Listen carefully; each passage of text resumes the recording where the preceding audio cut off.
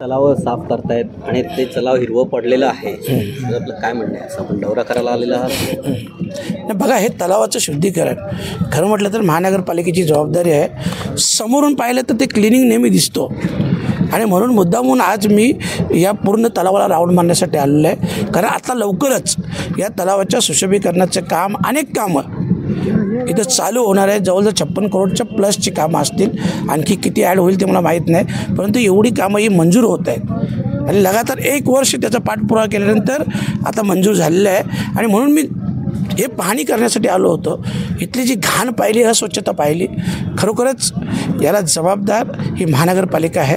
आणि त्या संदर्भात उद्या आयुक्तांची भेट घेऊन आयुक्तांनी त्याबद्दल काय त्यांची कारवाई चालू आहे किंवा काय कार्यवाही करतात हे मी नक्कीच उद्या विचारेन. मग तलावाला बघायला गेलं तर चारू बाजूनी दिग्गज नगरसेवक आहेत की जे इथे 15-15, 20-20 वर्षे, मग ते इथे काय करतात नेमकं, काय आहे त्याच्यावर? बघा, आता त्यांच्याबद्दल बोलण्यापेक्षा हे तलावाला जे आवश्यकता निधी होती ती सेंट्रल गव्हर्नमेंटकडून मी मंजूर करून घेतली, स्टेट गव्हर्नमेंटकडून पण मीच मंजूर करून घेतली.